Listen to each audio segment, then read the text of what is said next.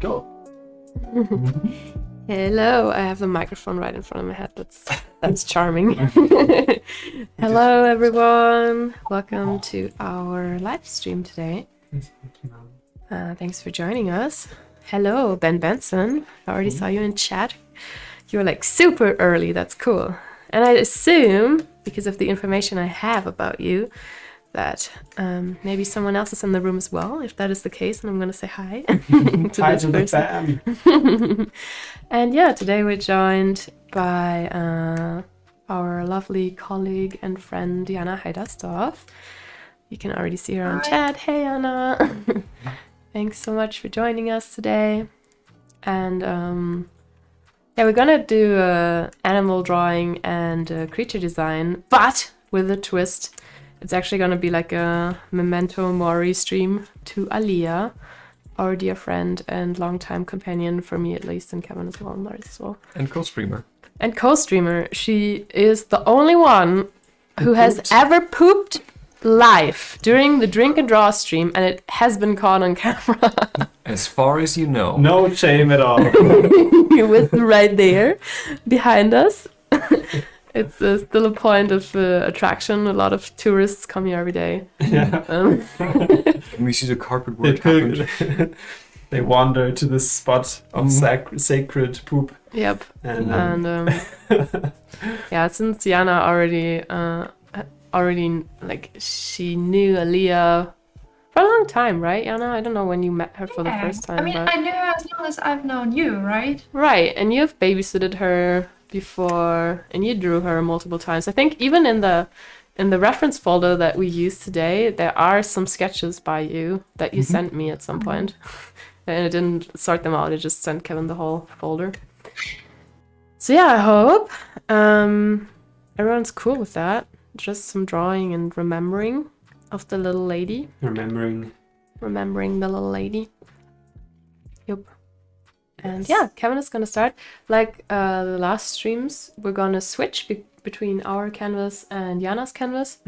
So this like the screen isn't too crowded, but we're basically gonna draw at the same time, and in the end we can reveal what we did. But Jana, you don't have to draw every single one if you don't want to.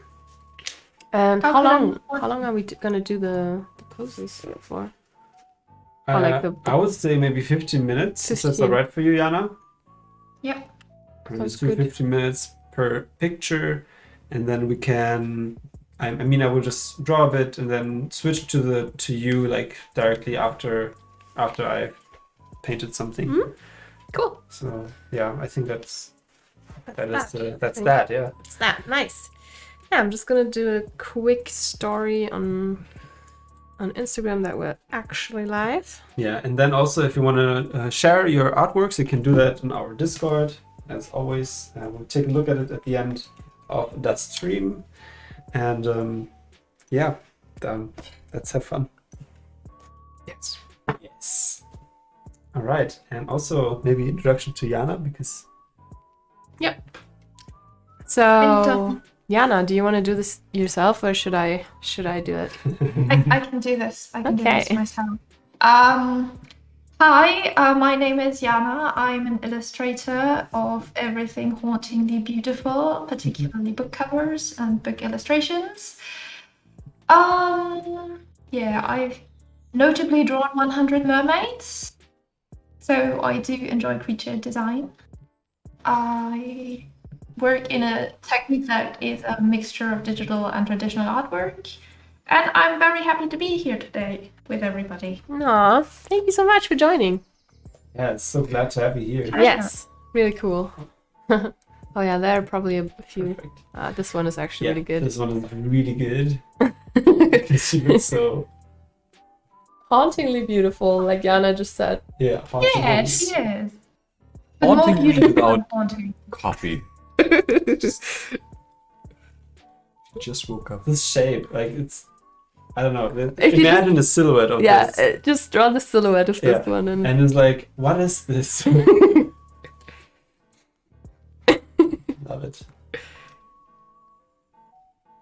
oh yeah, I need to. So Jana, you moved to the outskirts of Berlin.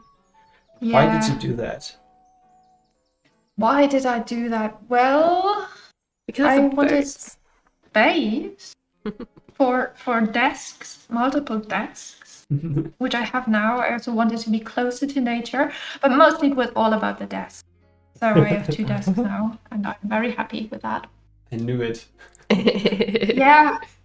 I mean, first thing I did, I didn't have a bed yet, and I was already there, like, ordering my next desk. So I was like, yes, I'm gonna get one for digital work and one for traditional work, so I don't have to always save my technical stuff from getting water thrown over it, because I'm really great at just spilling all my painting water over my keyboard. So Oh, I man. thought probably cheaper to move to a different place and buy 2 desks than constantly replacing my keyboards. Yeah, true. That's so true. Oh, that's really cool. Oh man. No, it's already super nice that you moved to Berlin. But actually, I didn't see you that much here in Berlin, actually. And then you already said that you want to move to the outskirts, which I totally understand, because I knew that you're into birds and into nature more. So it's totally something I get. I mean, yeah, and we have the pandemic going on, right? I mean, we still do. So living in the inner city doesn't have all that much charm if you can't go anywhere. Yeah, that's true. That's true. Indeed.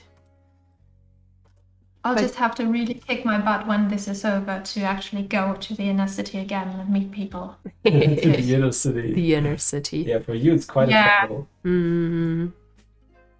How much outskirts are we talking here? Because I would Outside thought of Berlin. outside. We're talking Brandenburg here. We're talking. Wow. Yeah, true. Yeah, That's- but 20 meters from the boundary of Berlin, so Wow. it's very nearly still Berlin, but not anymore. I had to file the paperwork that I'm not a Berliner anymore. Oh Oh, no. man. Oh wow. Must Mhm. be. You can actually say that you're like commuting for work between Brandenburg and Berlin if you go for a walk, I guess. Yeah. Yeah. Yeah, I think the nature reserve right next to me is actually Berlin officially. So Yeah. I'll go for a jog in Berlin every day. Sweet. That's nice. So yeah. I wanted to ask, I mean, I already know a little bit, but still, you're one of the few artists that I know, one of the few artists that I know that works mostly traditional. How does that like work for you? I mean, I know that you like scan your pictures and like do a lot of, or some Photoshop magic like afterwards, but yeah, what's the process like for you, and how's it working for clients that way? Well, I like it a lot because I love touching stuff. I love touching my paint. Mm.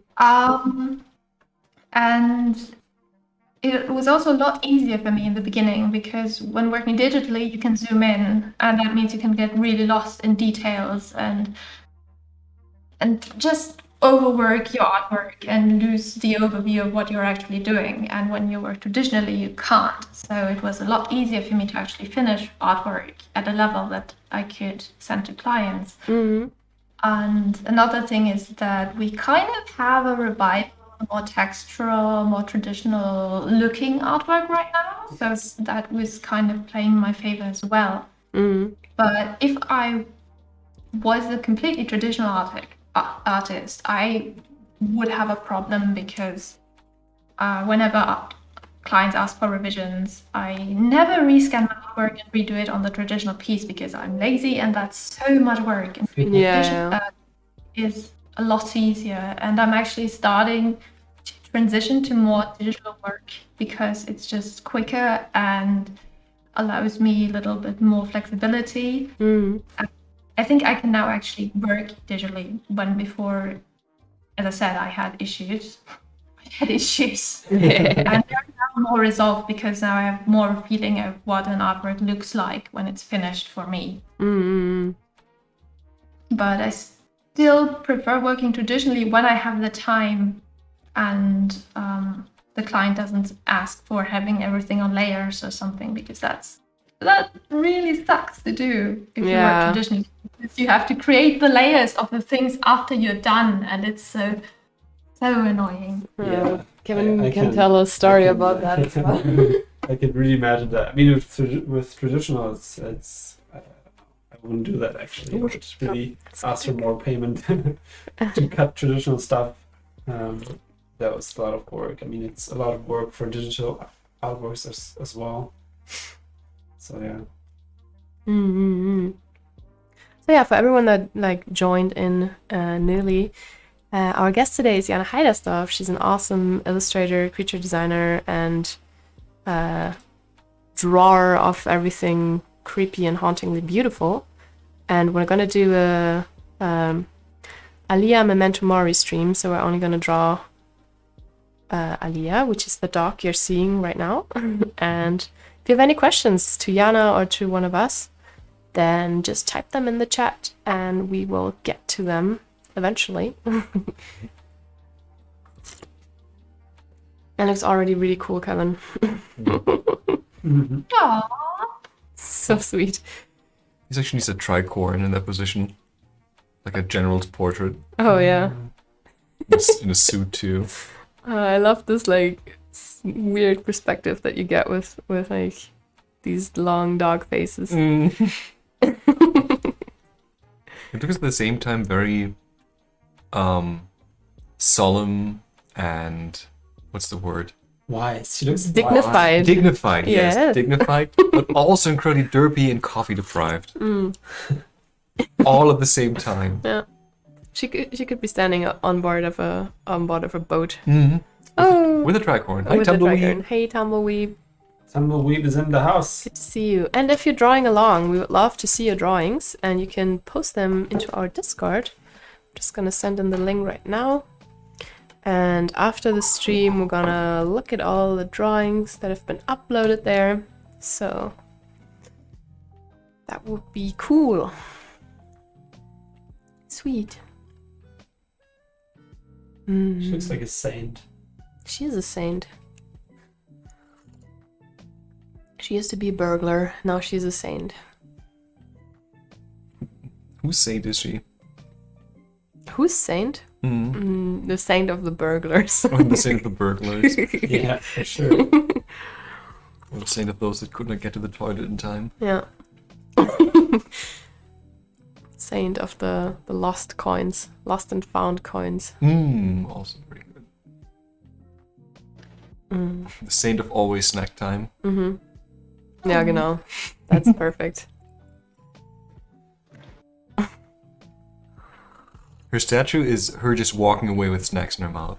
Oh.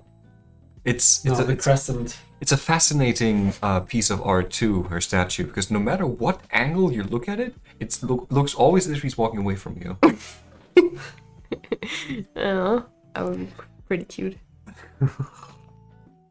You could actually make that happen, as long as there is only one group or one person looking at the artwork. Because like then you would have like some, I don't know, some motion detection stuff that the thing is just like turning away Yeah. from you. That would actually be a good statue. That would be actually, yeah. Actually, that would be a cool Can we statue. pitch that? Who do we pitch that to? Berlin. A museum of the arts of burglars. I mean, look at what kind of art is getting funded anyway. I feel like this could be interesting, like a statue you're not allowed to see. Yeah, that just turns away from you. But then, what if there are like multiple groups in the room?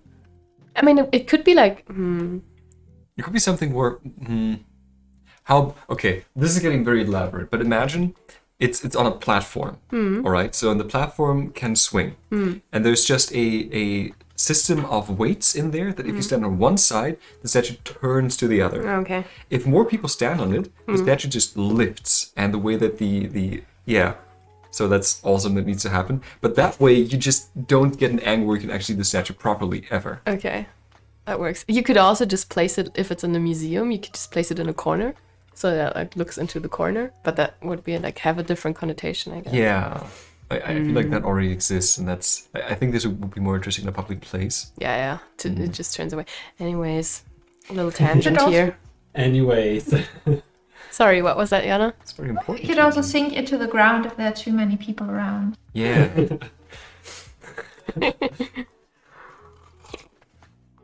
We're onto something here. Berlin, hire us. Yes, It doesn't even involve butts, so we should be safe here.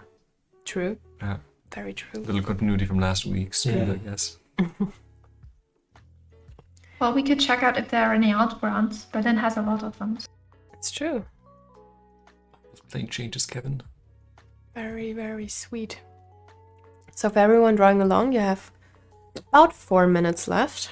Oh yeah, by the way, guys, I made the jump. I made the leap to Clip Studio Paint. Yes, Kevin Any is of you is wondering what program this is? Well, I just left my $20 subscription behind me. that's like a continuous story arc of the stream, I feel like. Yeah, true. Us talking about Photoshop and then Or subplot, yeah. yep. Oh, that's so cute. We have this Monster of the Week thing going on with different artists joining every week. Mm-hmm. And then we have this continuous subplot of Photoshop being the overarching villain of the story. But did you already end your subscription then? No, No. actually, Okay. no. So I Technically. just wanted, guys, you can try out Clip Studio Paint for like 6 months. It's you- ridiculous, and it costs like $50. Can you just write Clip Studio Paint for a sponsorship before we do this? Yeah, true. I'll just hold my horses. Hold them. Hold them. yeah. So Jana, do you have any like personal projects that you can talk about right now, or like that you want to talk about right now with your art, or like not like I know that you recently started the serious bird photography, right? Is that like Yeah, I mean, I am photographing a lot of birds right now, Mm. but they're not really part of any project. I'm just sketching quite a lot. So in case the tax office asks why I wanted the camera and lens as a tax write-off, I can say I need it for my art. But those sketches are all hidden on my Patreon, so nobody can see them anyways. Nice. Yeah, no, I've started working on a series called Dryads, and there are drawings and painting based on tree photography I've done, Ooh. but I'm just working away on them really quietly in the background and showing to nobody until I'm done, because I feel like with social media we're just kind of pressured to constantly post stuff and nobody really looks at it anyway, so True. Yeah. it's nice to kind of just work on something without having to think about. I mean, even if you don't want to think about it, you're influenced by what people react to and what resonates with people. So I've had multiple projects where I was kind of excited about them and I started posting and nobody was interested, and I was like, well, I have like 5 other ones that I could do instead. And I see. kind of didn't go anywhere. That's smart though. And then if everything goes well, are you gonna do a little self-published booklet again, or do you even want to talk about this right now? No, I don't think so. I don't really want to do self-published stuff anymore because I just don't have the capacity to handle all the logistics stuff. And it's just not really bringing in any gold coins, you know? Yeah. And it's taking away lots of my time where I could do freelance instead. Or I'm actually well, there might be something happening with the mermaids again. Okay. I mean, nothing set yet, but there might be something happening. I'm currently in talks with people. Sweet. So who knows? Okay. Excited for that, definitely. Yeah. Yeah. I always loved your personal projects. Like, I mean, I also love your, client work, but the personal ones just, they hit differently. Yeah. I mean, they feel differently as well, right? For sure. I'm just coming out from like a time where I worked on lots of client projects, and I'm a bit like, who am I if I don't have freelance work going on? What kind of personal work do I want to do? Like little pieces on the side. I like doing smaller promotional pieces. Instead of just committing to one large project as well. Oh my god, Jana, we're seeing your drawing right now. We switched. No. And it looks amazing. It's super cute. So cute. Oh, we have a new one as well. I have to. No. We switch. just Oh, we're not probably not going to use that one because I'm gonna draw next, or Lars is gonna draw next. Sure, go ahead. And then I'll maybe pick a different reference. Even though that one is pretty cute already. I meant to give her like glowy, creepy eyes, Oh. true to my style, but then I thought, no, it's Alya. Oh. She's not a murder dog. She just sometimes bites feet. Yeah. She's not. She's not a murder. Oh my god. The wide eyes. Sweet. Like Photoshop doesn't want it. Doesn't. It looks- Photoshop wants her to have white eyes. Yeah. Yeah. Let's move on. All right. Let's move on. Different. So for the next drawing, we're gonna see your screen. Do you see our reference? Yeah, right. Jana? I see Alya lying down in a basket. Yeah. Do you want to choose the next one, or should I choose the next one? You can choose. Okay. Choose ahead. I choose Where's ahead. the mark? There's an even more extreme angle. So Jana, I have a few questions. First question is, you do a lot of client work, right? Do you also find the time to do studies in between? I struggle muchly. But I'm always trying to kind of find a way to interest me and to make the time in studies, especially if there is something I want to work towards. Like last year, I was kind of putting together this really elaborate plan on when to practice what, always for 30 minutes a day or an hour a day. But this year I've kind of written down 52 little challenges for myself, like 4 landscape studies. And I put them all in a jar, and I'm drawing one every week, and I have to fulfill all of them. And by the end of the year, I was supposed to get something as a surprise or as a reward, but I kind of couldn't think of anything. So now I'm just doing it because I want to feel accomplished that I've done all my challenges. And because it's fun to pull them from the jar. Yes, for sure. And I don't know, for me sometimes it's hard to find time for studies, but it's very fulfilling because it's something I do for myself and not for anybody. And that's why I really like actually just finding the time to do some sketches. Yeah. I feel like with studies, it depends a bit on what it is. If it's something I really like drawing, like birds, yes, it's definitely very fulfilling. Also, I love doing watercolor studies because I actually really love painting in watercolors, but I haven't really found a way to use that for my professional life yet. So I don't really make enough time for that. You want to say something? Yeah, I just want to say I chose the new reference. So it's Alya with like drowsy on the couch. Black and yellow. Black and yellow. Black and yellow. Shapes.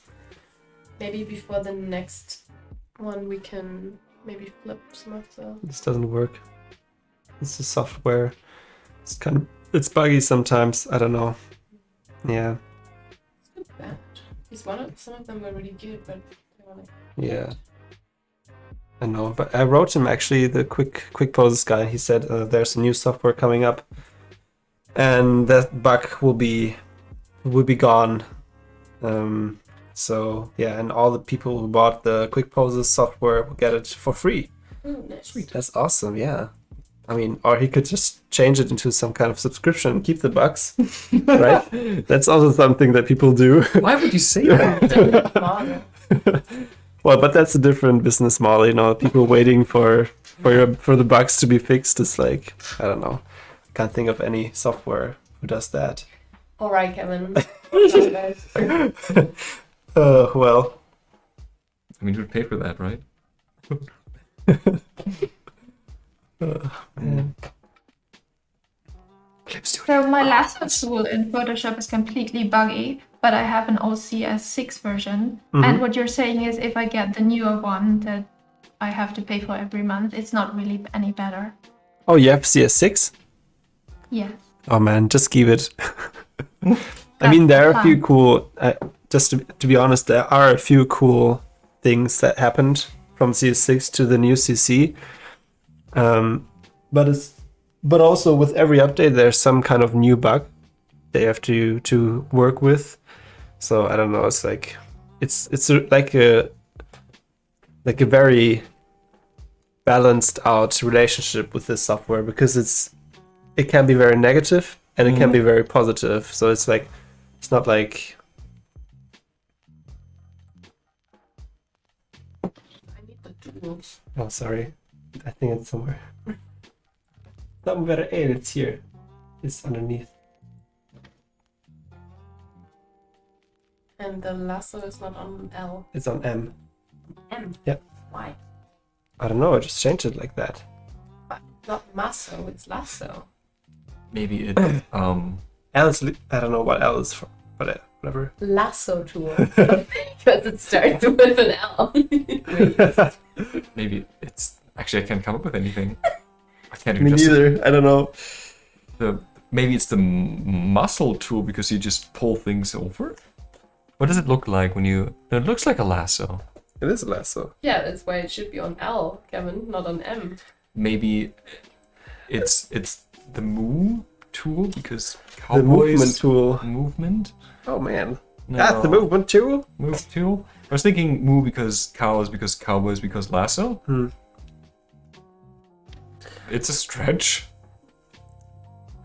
I have another question for you, Jana, regarding Patreon, because that's something that some people do, and I was wondering, like, how good is that working out for you? Because I think a lot of people are thinking about it, because you're very independent from your clients and from client work, and it gives you some kind of stability. Is that also something you would say of Patreon? Well, for me, it definitely isn't. It's just like a trickle of basically very tiny sums coming in each month.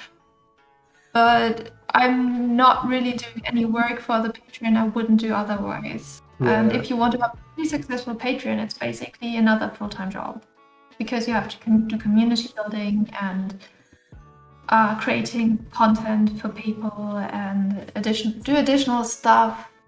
And if you have any sort of physical rewards, you have to design and print them and ship them, and then you have the shipping costs coming in. So it's really a lot to consider.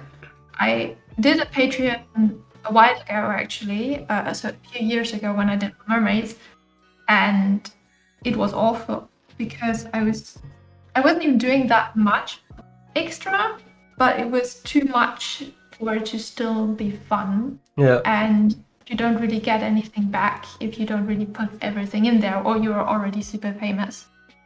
So I scrapped that, and now I'm really just doing stuff I want to do anyways. And I'm telling my patrons that they don't have to expect anything from me. So Yeah. fine, I'm trying to have like more like a secret gallery, you know, where I put the stuff that I don't want everybody's eyes on, but I still think it's cool and I want to share it with somebody, but just not with the entire internet, for reasons I mentioned before. And so this version works a lot better for me, but it's not actually an income stream I can depend on. That would be super nice, but I wouldn't rely on it. So I think Dream Your Rock would maybe pull it off because you already have a very engaged community. Yeah, I don't know. We were thinking about it, but we don't have anything to offer.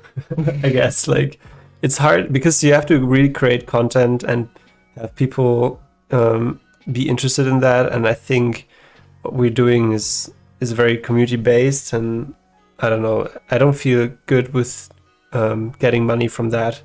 I mean, we were thinking about making the streams like exclusive, for example. And but it's something I don't know. I wouldn't. But that would be weird. That would be super weird. Yeah. I don't know. I mean, they were exclusive before. They were exclusive before. We didn't even needed Patreon for that. Yeah, but which was like, there you go. Yeah. This content should be only seen by the select chosen ones. Yeah. I thought it's like, for me, it's a nicer feeling to have the streams free. And if people feel like they want to support us, they can choose to do that by buying like whatever photo reference packs. So that's something that works with Drink and Draw. And personally, if I had a Patreon, I would maybe just make tutorials, but that's also like a lot of work. Oh yeah. So I don't know. I mean, you just need a huge following, I guess, to really get that started, because otherwise you're just working your ass off the first few years, I think, to get that rolling. I like that. Yeah, it's another business, basically. Yeah. Another kind of job. It's not the same as freelancing, so not all your skills carry over. Not everything you do is appealing to the same crowd. Yeah, right. So yeah, it's just like illustration and fine art. Fine art is a completely different career, even if there's some overlap. And having a Patreon or being a YouTuber is a completely different career, even if there's some overlap. But so yeah, it's a lot of work. And you have to create the content to promote your Patreon and the extra content of your Patreon. So you have to do both. And it's like double work. Yeah. It's true. I think it's really interesting though what you said about that it's like the place for you to share stuff that you don't want like the whole internet to see, but that you would still like to share with someone. That's what I feel like we're doing right now with our Discord. Because I put stuff on there that I don't post on like my Instagram or like anywhere else really. Sometimes send it to like my mom, but that's it. So that's an interesting approach to that. Because I feel like on the Discord I don't worry if it's like not cool or like, you know, it's just like, oh yeah, I'd like someone to see this, but not like, I don't want the judgment of the whole internet or like the nothingness of the whole internet. Nothingness. Yeah, just like the void. You know, the void basically. You just throw it out there and then it's like gone. I think one thing also that that I thought was nice with the streams are that we're making art approachable for everyone and, you know, look like fun. It's not, you know, someone can get started with it because, you know, at our drink and draw sessions, for example, a lot of people say they can't draw, so they just come and drink. But, you know, they can just start drawing, you know, it's something you have to learn. And if they see it's a very, you know, casual atmosphere and everyone can just try things out and it's a very positive environment, they will start doing it and maybe even, you know, get very good at it. I don't know, it's very interesting. Like we have technicians on in the sessions and like, I don't know, people from different jobs basically. I think my favorite was still the teachers that came because they were like, I think an English and German teacher who was then assigned art as a subject and then wanted to, you know, actually be able to produce art before he taught it, which commendable.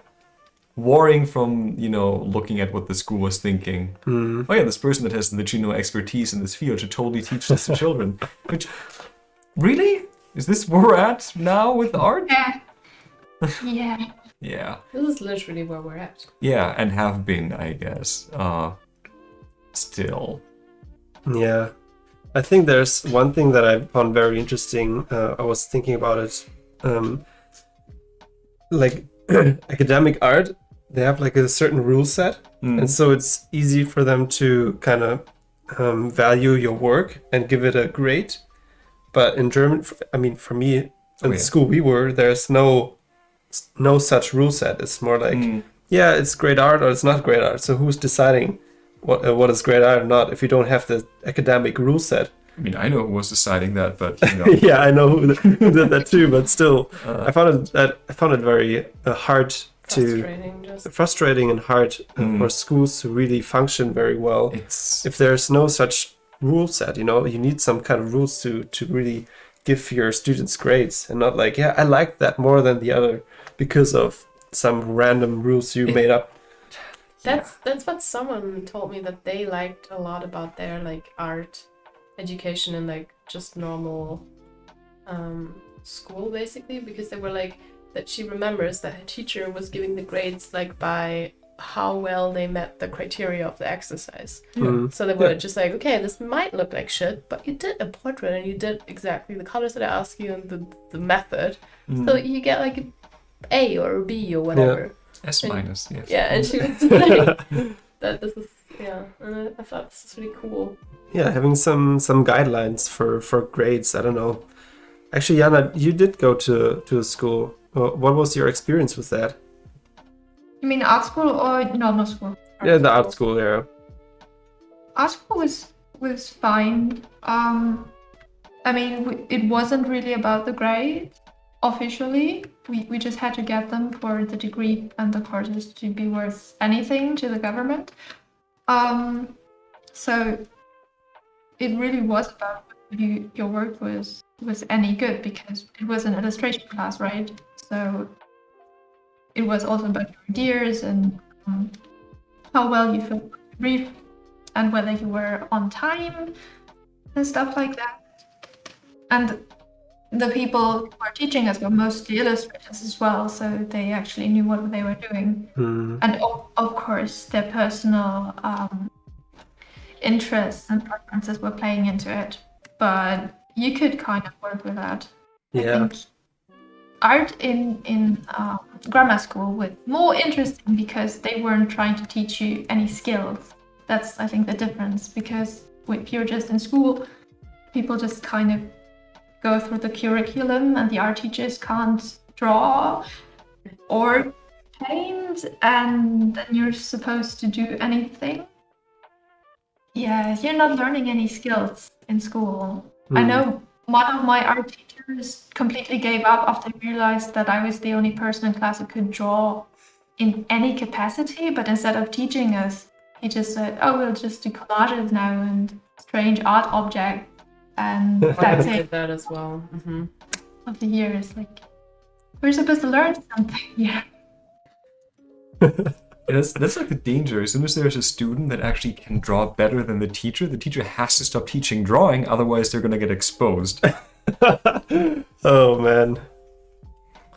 I wasn't even that good at drawing at the time, but because everybody else just couldn't do anything and the teachers couldn't do anything, it was like, oh, I'm brilliant. Clearly. And then I went to art school and other people could do stuff, and it was like, wow, I'm not brilliant at all. We need some kind of revolution here in the art education system in Germany, for sure. A violent one. A violent one who have to rise and burn them down. We need barricades, which, if you think about it, are collages. Do you want to switch? Yeah. But weaponized. Whoa. Super nice painting, Jana, by the way. I really like I like how you started with the texture and then used the colors that were in the texture and painted with that. It's interesting. There was a talk from Craig Mullins where he was using his own oil painting as a color base, and then used the mixer brush to push things around, and then he had a super cool. I just like to have something to start with, so it doesn't feel so empty. So we have to show Eileen's painting. Yes. It's beautiful. Yeah, looks like a very cuddly Alya.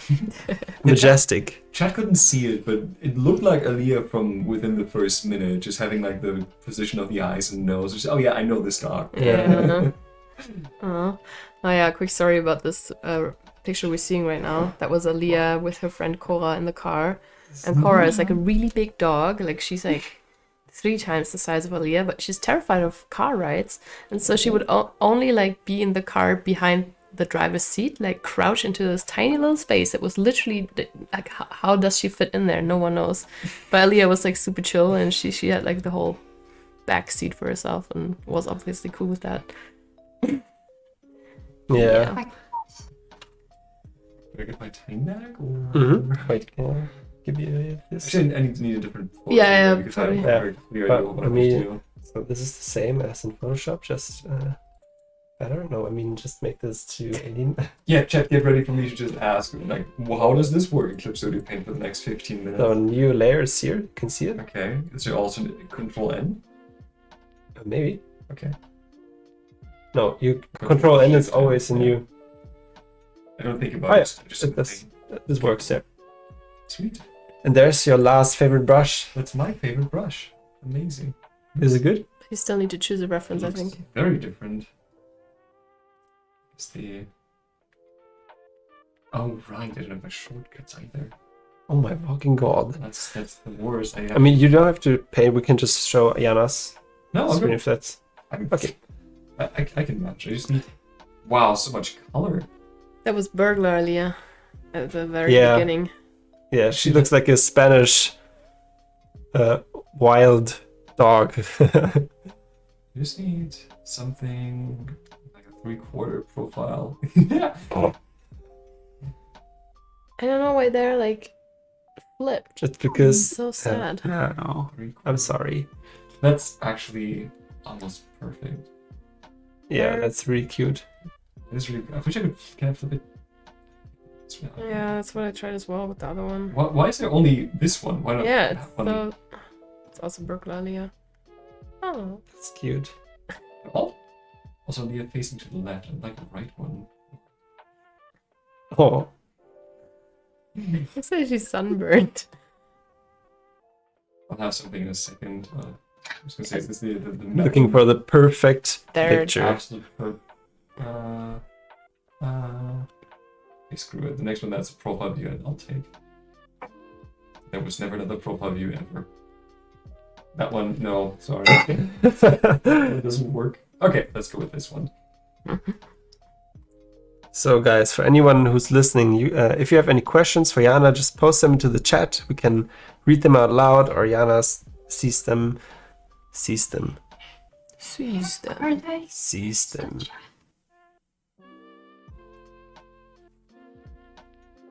Looks very different. Interesting. Maybe. Where's the do I flow there? So flow is with Berichtigung. Berichtigung, and then you can put this up. This And, one? yeah, for example.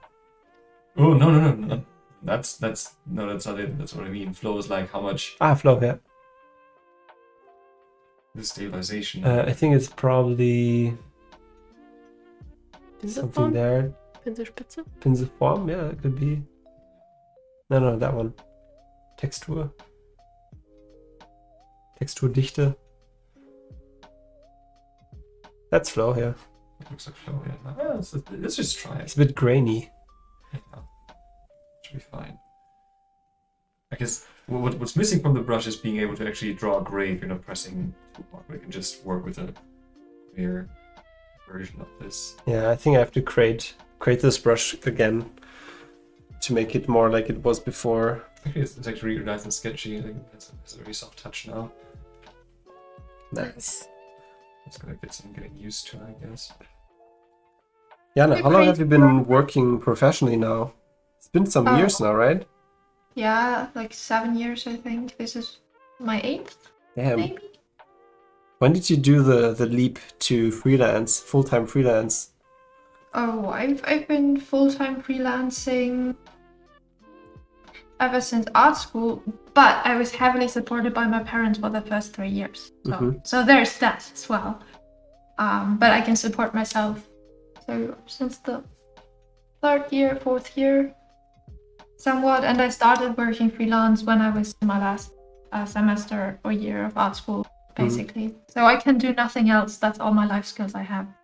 Sitting at the desk and writing emails to clients. That's pretty valid, though. So what would you say to people who want to make a living out of art? What would you, or maybe what would you tell them so they can make a living from art? I would tell them to have hobbies and to have another source of income in the beginning. Mm. And not, I know a lot of people set out to make money from art from the get-go, and then they get into trouble and they're super stressed because, well, it can be really difficult making money with art. Especially in the beginning when you're not established. And I mean, I am not considering myself established, right? I still don't know where my work comes from. I just kind of hope it does at some point come my way. So if you have any way of being supported by relatives or partners or so, just take that. Be grateful and take that. If you don't, really, I think it would be better to have a second job and take things slower than try and make your art bring in all the money, like trying to force it, because that is going to be really, really tough. I think it can be done, but it's going to be very, very hard on your brain and your body and on your relationship to your art, because I think a lot of us get into art because we like drawing and painting and creating stuff. But if that's the thing that has to bring in the bread, right, that's going to be tough. And you might fall out of love with it. And then you'll be like, oh, I'll be making money, but now I hate it. And also my hands don't work anymore and I want to jump out of a window. But I can barely make a living from my art, so that's not worth it.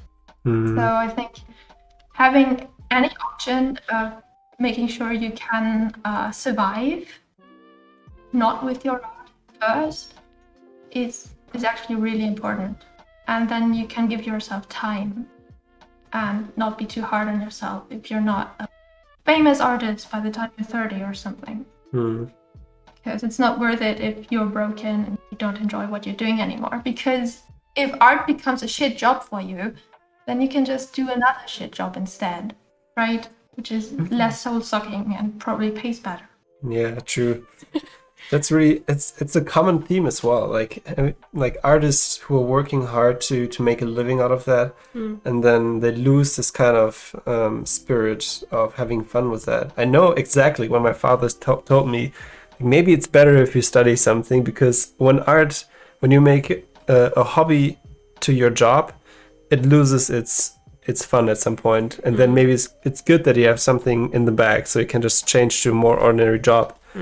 And I was like, no way that art will ever be not enjoyable for me. And then like after 4 years or so, I was like, man, I don't want to draw this again or paint. And I'm thinking of this sentence he told me a lot, actually. So yeah, I guess it's always like trying to find new things that inspire you, that you can bring back to your art. Like maybe it's sports, maybe it's, I don't know, making photos of birds, or maybe just taking more strolls in the nature. I don't know, having something else that can give you joy. Yeah, it's important. So my life has gotten much better since I'm not doing as much drawing anymore. Or I do just as much drawing. It's just that before I was drawing and telling myself, you have to draw all the time, but instead I was crying. And now I draw the same amount, but the other time I'm actually, I'm writing, or I'm going out and taking photos of birds, and that's just as important to myself. So it's just balancing for yourself. But you can't really do that if you have to draw every second of your life to make a living, right? Yeah. You can't have a hobby if you have to draw all the time, because otherwise you can't make rent. You also have to take on a lot of shitty, badly paid jobs if you're really relying on your art to feed yourself. Yeah. And that's also going to break you, because there are a lot of bad, shitty jobs out there that don't pay you, and the people you work with aren't that great either. So it would be, I think it would be preferable to make it to a certain point before you start freelancing where you can start with a nice job. And it doesn't have anything to do with kind of working yourself up through the ranks, because it's all about the quality of your work. If your work is really good, you can start with a good job. Yeah, true. Actually, when you get a job that you don't enjoy that much, how do you cope with that? So you have to, for example, sorry? Chocolate. Chocolate. I mean, in the process of drawing, I mean, in the process of the job, like if you have to paint this picture, how would you cope with that? I start somewhere. My process is pretty streamlined by now, so I know exactly what step to take after the next. And so if I'm completely dispirited about something and I have to draw something I have no idea how to draw, like cars, buildings, stuff with straight lines, I just go through my thing and say, okay, we can first just look for references and we can create a really rough sketch for the composition. And then I send this to the clients, not the references, the sketch. And then the client is going to tell me whether they like it or not. And I don't have to think about the final thing, because right now it's just about the sketch. And then I get the sketch back with the feedback, and then the next step, more reference.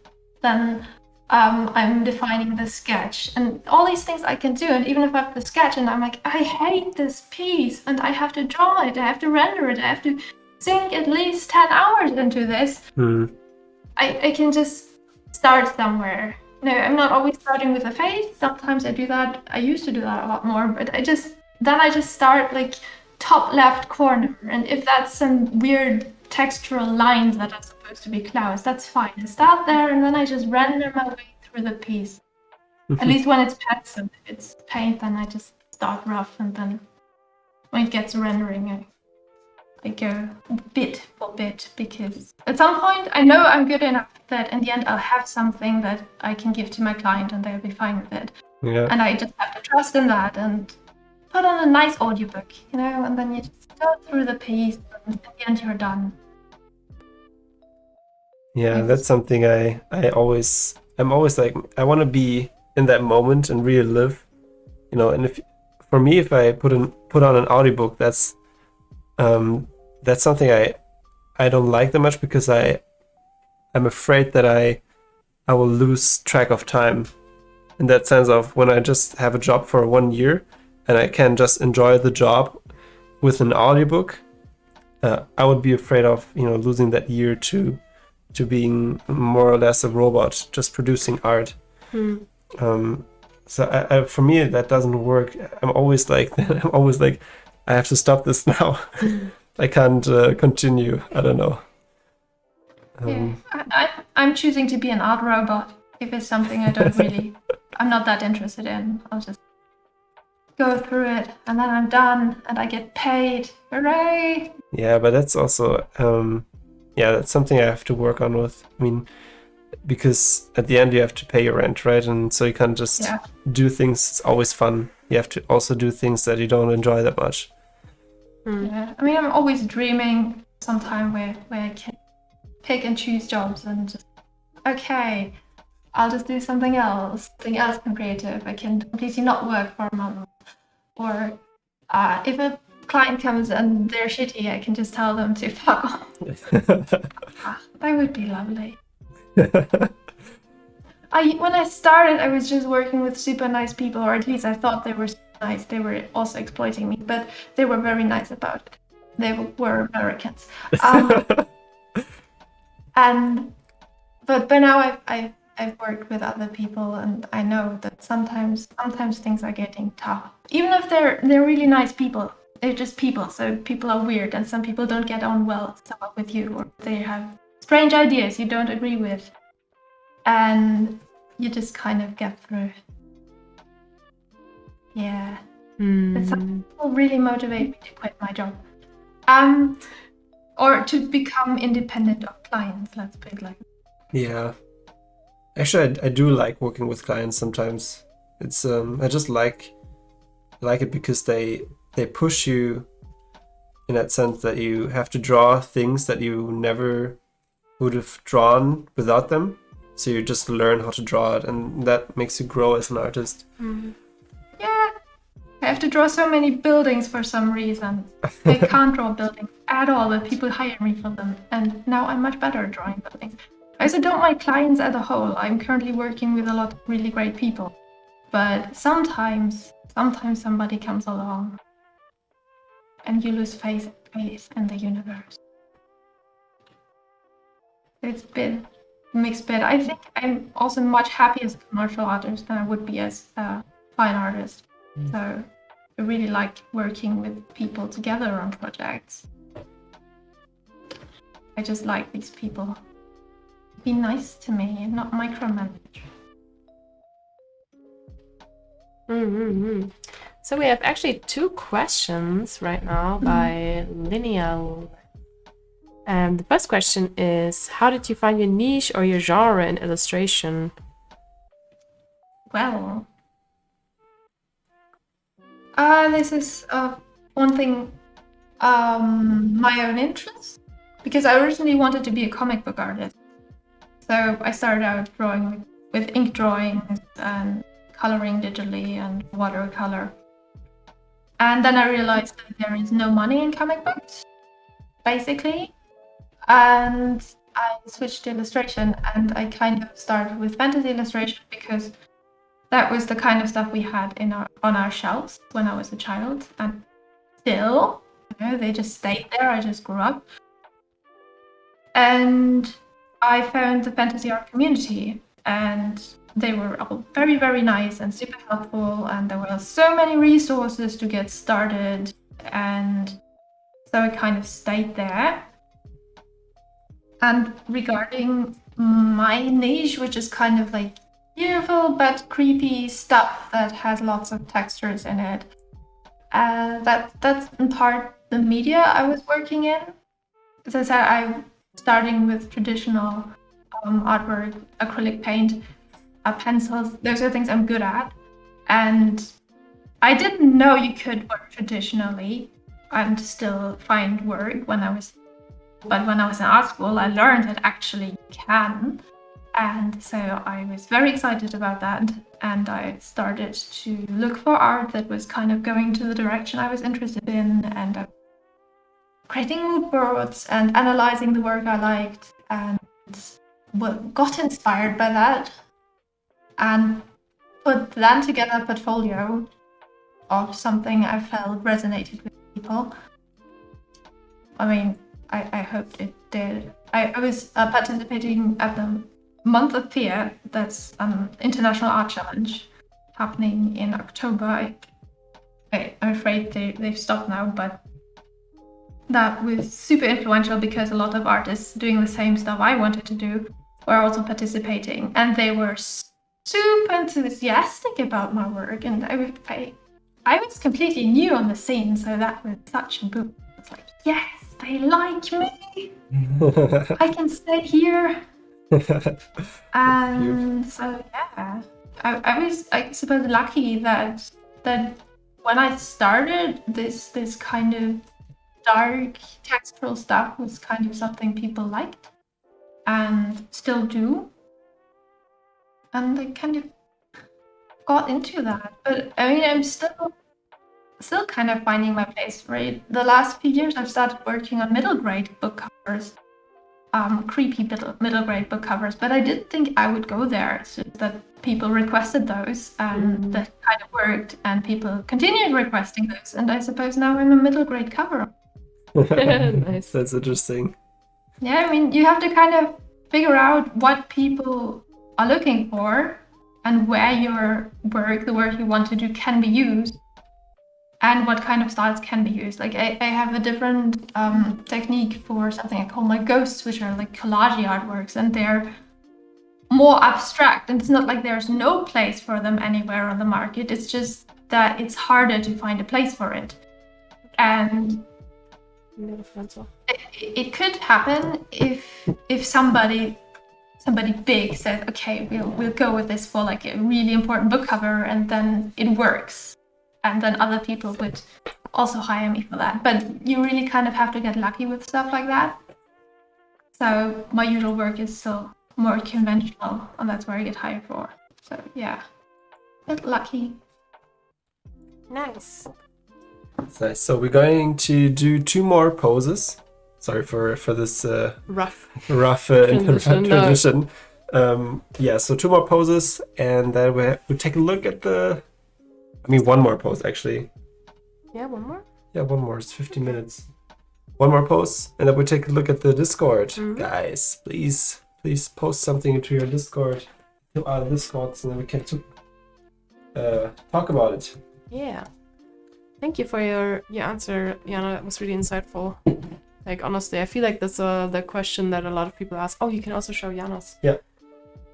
So we're showing Jana's screen now, and oh, cute. Bleh. Bleh. I think I've ruined my career now. I've said bad things about clients. Nah, it's It's fine. not right. We do that all the time. Are we? I had a hard year.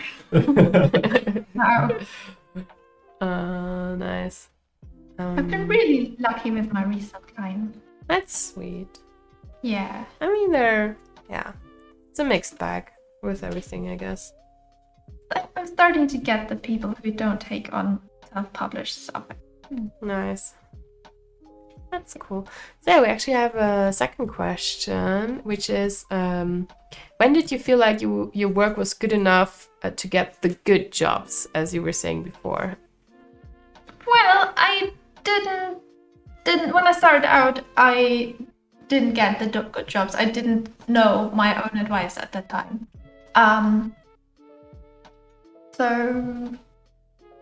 But I started to get really better paid jobs like last year, I think. So now I've started to get the jobs I really like in the future. But I also had this really weird moment where, like, I think second year or third year into my career, I got hired to illustrate a Stephen King book, which was quite cool, and working on an Amazon TV show, which was also quite cool. So that was really, really early on in my career, right? So I had the same portfolio as I had when I started out of art school. And so that really had to do with luck. So I suppose it was good enough at that point already. See on the screen. I think it depends on the person and what kind of art you're doing.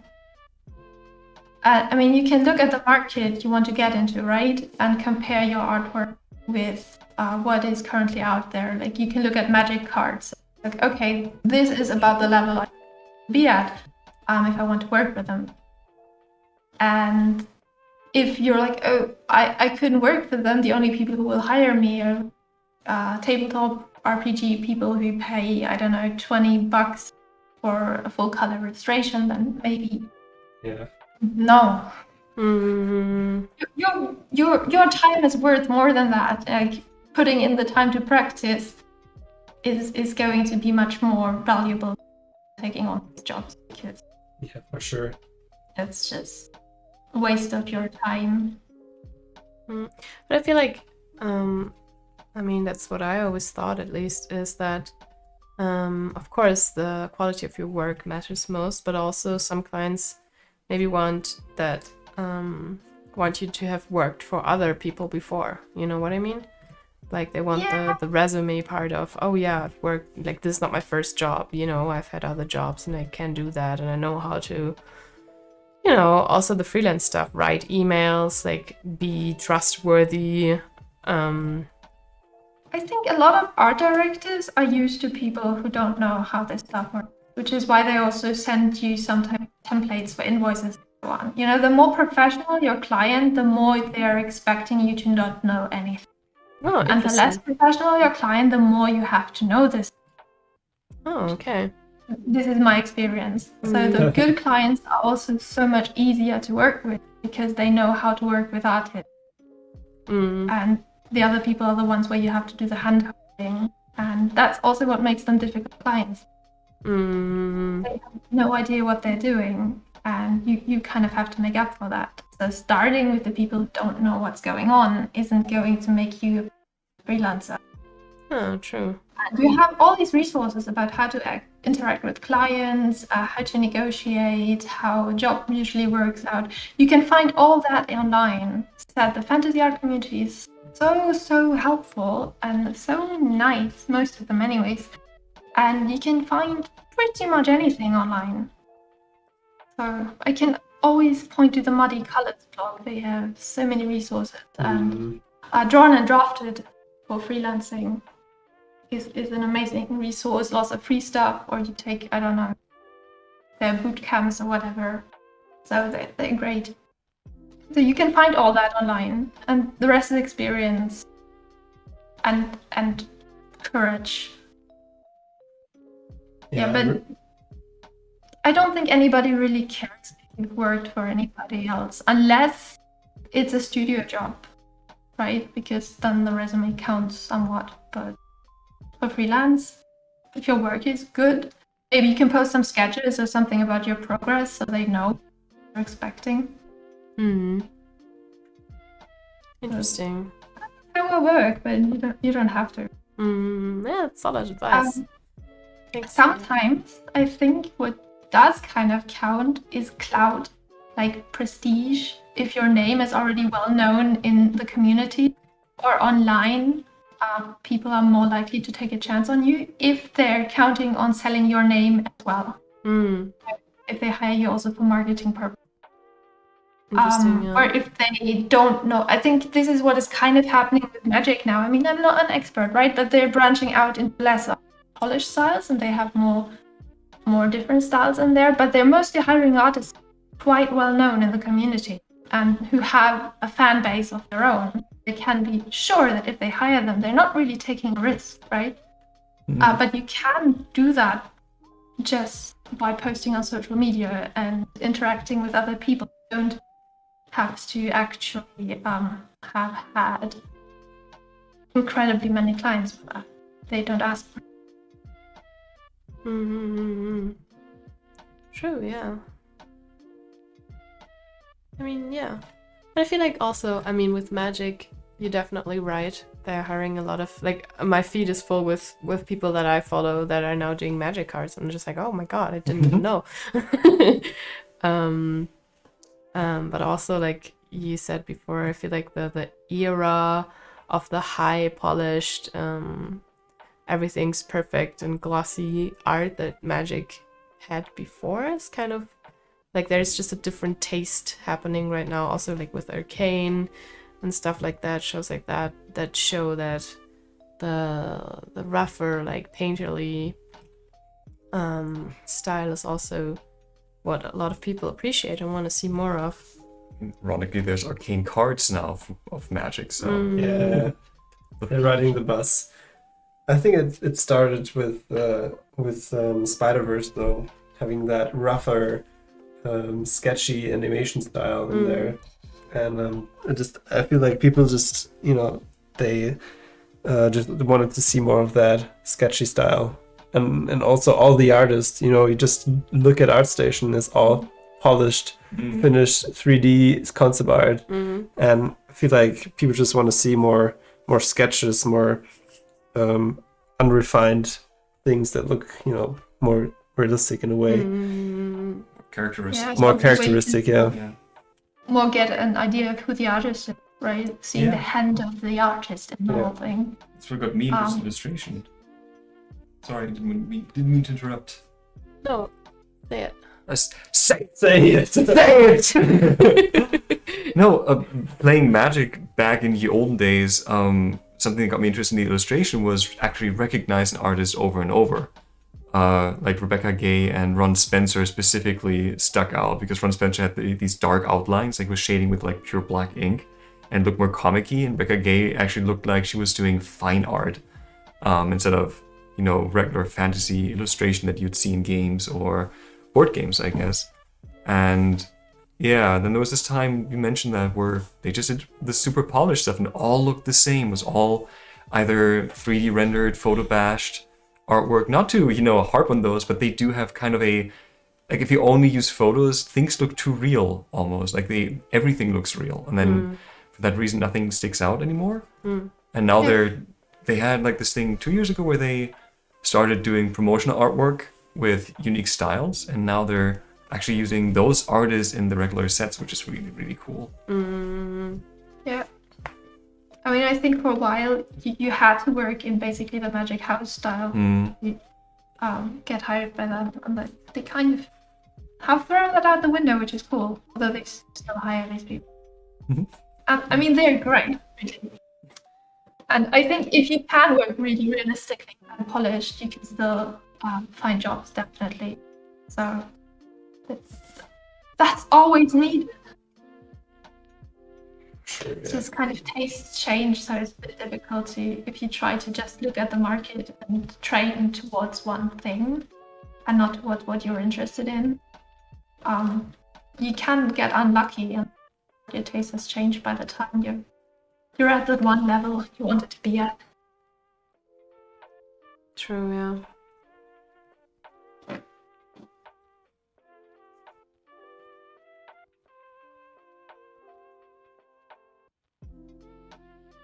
Do you feel like there are also trend cycles in art? Because when you just said that, I had to think about like fashion trend cycles. There's always said that a fashion trend cycle is like about like 20 years. Same like Yeah. actually like with movies and stuff like that. Yeah. So is there like Yeah. an art trend cycle that you're like able to identify? I mean, right now we're at a time where we have traditionally so textural art, but what we currently definitely have is very shapy artwork for book covers. Actually, I mean I'm interested in, so I keep more of an eye on that. And we have lots of artwork that has to read very clearly as a tiny thumbnail because of Amazon and so on. And so we have lots of very clear shape and high contrast artwork and less painterly stuff. And the other thing is, of course, because they're in other areas like what is it called? Advertising, editorial, that's what I mean. We also get very simple graphic shapes because they have very, very short turnaround time, right? Sometimes these artists get a job offer like 2 days before the deadline or something. They have to turnaround time is overnight. And so you don't have the time to create a fully rendered painting. We see a lot of that in that area. Of course, there are always different examples where people go the exact opposite way. And I think that's what's currently happening is where we've had lots of very painterly realistic artwork for a while and kind of going into a more abstract direction. I would assume that at some point we've seen so many abstract and shapy stuff that we'll be like, actually, I don't want to see all these squishy lines anymore and all this texture. I think I really like some highly rendered stuff again. So Probably. but I'm assuming that's going to happen at some point. I don't know. Just if people get bored, they want to see something else. And people in publishing and so they want to sell stuff, right? It's not about the art. And if they, in part, if they see something interesting, they're like, oh, maybe we can sell more books for that. This would be super cool and interesting. And they pick that up. And then that can establish itself as a style. And if you look at Jeffrey Allen Love, he does these very simple, very elegant, textural Breya paintings, right? They're very shapy. And I suppose 10 years ago that would have been hard to sell. Now he's doing really great fantasy book covers. It's super cool. And he's kind of then opening the way for more people to do more like textural, shapy, simple stuff. And in fantasy, you have Tor.com and Ari Gallo, who's I think creative director now, or she's an editor by now. I don't know. She used to pick a lot of very more unusual artists for the short stories because it wasn't as important to sell those because they were just published online. But it opened the door for artists who were doing something a little bit more unusual for people to look at and other art directors to realize, oh, this is really cool and people really like it. And so these artists could get hired for real book covers, for book covers, and also by other art directors and other publishers. And you see several of these people now on the market for book covers, but like their first Tor.com short story illustration is like 4 years ago, but they're like doing several book covers a year, and it's a style you wouldn't have seen 5 years ago. So that's really cool. So there are some trendsetters around. True, yeah. And people just taking chances in something new, and then if people like it, that's kind of how new stuff happens. Nice, yeah. Yeah. I feel like you have such a good grasp of what's going on. I sometimes feel like I'm so like, oh, I don't know, not really thinking about these kinds of things. So it's really Just interesting. pretending. I was just running my mouth here. No, it's cool. Super sweet. No, it's like, I mean, art, fashion, it's like the same, you know. It's just, it's always a reaction to something. You know, so we have the academic realism, for example, and then there's impressionism coming after that. So I feel like it's the same with this. We had speed paints at the beginning. I feel like when I started out, the internet was full of speed paints. Yeah. True. 30-second speed paint, guys. Give me your jobs. I don't know. And then we have like 3D fully finished things, and now people like the stylized stuff more. I guess there's always some kind of reaction to what's happening. Yeah, true. Yeah. But it's nice. It's nice to go with the flow. You know, see what people are coming up with, and it's just nice. I love it.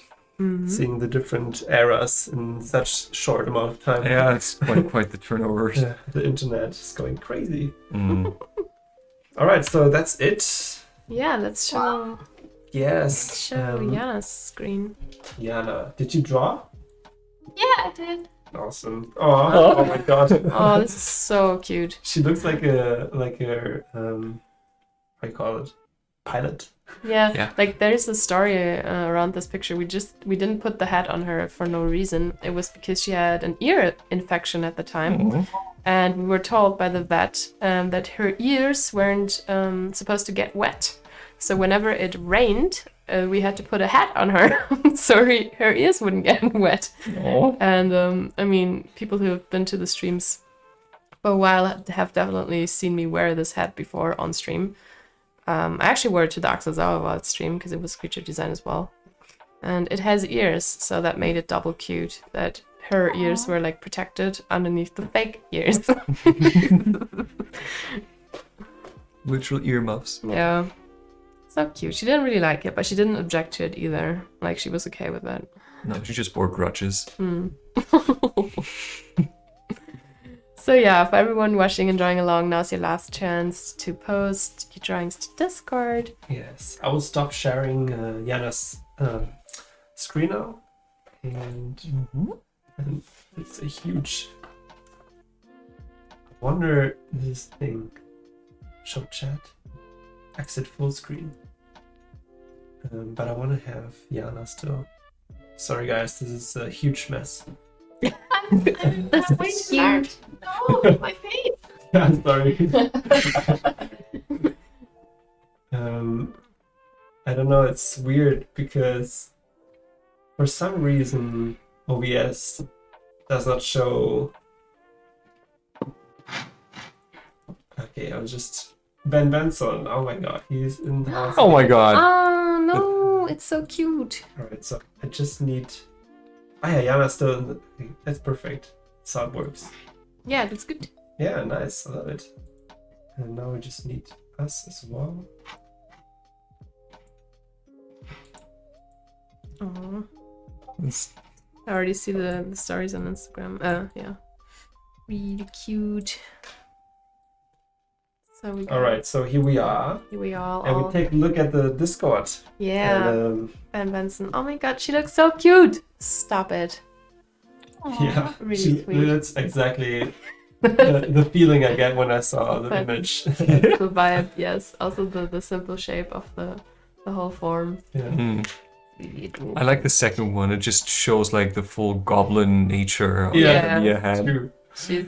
She's just embracing the dobbiness. Nice. Aw. So cute. It's also really sweet. The shape design, the first one just gets me. It's so good. Yeah. Yeah, thank you for joining, Ben Ben. Yeah, thanks so much for joining. Here, Oh. brush and pipette. That's really cute. This is really cute. This could be a sticker. Yeah. Very, very sweet. It could be like a Crescent Dog Studio sticker. Yeah. It's really cute. Aw. I'm the look pool. at- Awesome. I see you using the I $50 see. brush. Yeah, I was just about to say that. That's the brush, man. Or doing some innovation, by the way. Oh yeah. Yeah, you've heard of the $50 brush, but are you ready for the 50 gigabyte brush? Oh no, it was gigabyte. Yeah. That's really cute. Mm. Aw. Awesome, Lucas. Her nose looks so sunburned, but also in the reference picture, it's so cute. The simple shapes, man. You get them. You always get them. It's awesome. Almost looks like a 3D model for some reason. Yeah. You always get them. Give them back. That's awesome. Yeah, that's the vibe. She was always like sleeping like a sphinx before she put her head down. Yeah. Oh my god. Oh yeah. Yes. It's amazing. It looks like something out of Picasso's blue face. This looks like it's huge. Like the creature is like the size of a mountain, you know? Mhm. I don't know. I can just imagine like the classic. No, stay with the other one, please. The creature look like the classic man with a spear, like in the foreground, you know? Yeah, Always yeah, the concept true. art person is just like right here with with like the flowy cape or something. Yeah. Yeah. Perfect. Okay. The wanderer of all the concept art worlds. Yes, the wanderer in front of the temple. Yeah. That's awesome. Aw, That's who's really this cute. by? Lina, Lina. yeah. Nice. Lina, I hope Jana answered your questions well, but I think she did. It was good. Yes. That was Aw. very elaborate indeed. Look at the head. Oh, Yeah, so cute. fluffy. Also, you got the foot right because Oh. he has a broken foot actually, and it She had a broken foot. she had a broken foot, and now it was crooked crooked. crooked foot. True. So I went back on my drawing because I realized I forgot Aw, the broken foot. Marzipan. Yes, there she is, having a halo. Aw. Aw. That's so sweet. It's really cute. I didn't expect so many people to draw Alya with us actually. Yeah, I was Really cute. uncertain as well if this is like a cool thing, but I kind of wanted it to happen. So Fun fact, she snagged that halo. yeah. Aw, thank you. Yeah, actually, I saw all the nice little things you put into the drawings. It's so The, cute. the snacks and Yeah. just Lars always imitated Alya with his old With grandma. the old grandma voice. Yeah, How so could that was a nice painting where everything came together. How could I not draw Lady Leah? Yeah. Yeah, it's true. I'm so happy you recognize the snacks. It just I have no time. Okay, coins. I get some sticks and Yeah. It's really cute. Aw. Who's this by? Go crab, no? Go crab, yeah, I have not Conga crab. Hunger crab. Thank Welcome you for to joining. the stream. Yeah, Awesome to have you welcome. here. Oh, the colors are so sweet. Yeah, it's super Can you- cute. Wow, look at that. Is that traditional? No, is it? No, It looks digital. Okay. it's But digital. like, yeah, it could be also like markers. It's so sweet. I love the colors. We have so many pictures of Alya now. That's Mhm. really cute. That Love makes me it. so happy. If you ever draw her again, like anyone, just send it to me and I will cherish it forever. Oh yeah, the brush we're using. Oh, crap. Good that you asked. I was about to drop our Gumroad for $50. No. It's a Ahmed Adobe brush. You can download it for free on this Gumroad, and you can also export these brushes to Procreate, Procreate. and Clip Studio Paint. So Yeah, so it's mm, it's a nice brush. sweet. Yeah, I mean, Jana, if you want to, you can also upload your sketches into the Discord group. I'll That do would that be after the stream. lovely. Yeah, and then we're gonna upload ours as well. Yes. I really love yours, Kevin. Can we just check out Lars's one more time and get all the details? Because we didn't talk about it when it was done. Okay, let me Jan, if you want to put it in the chat, the easiest thing you can do is you just copy it on one layer and then you paste it into the text box. Discord should just upload the image that way. Okay, wait a moment. This work at Place it. station.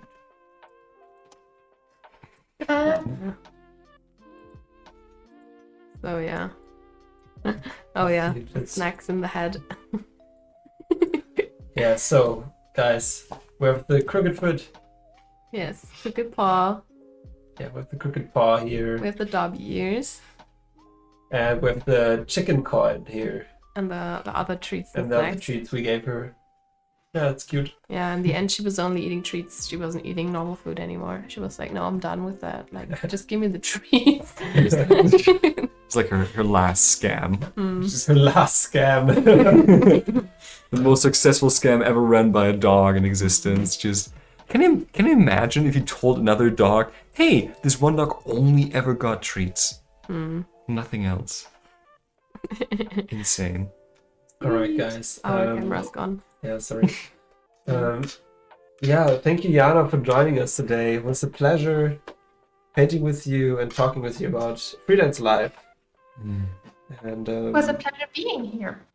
Thank you so course. much. and also thank you guys for joining our stream. And Yes. next week we'll have Annabelle. Annabelle, she's gonna be here. She's a tattoo artist and illustrator and one of our friends, and she's awesome. Yeah.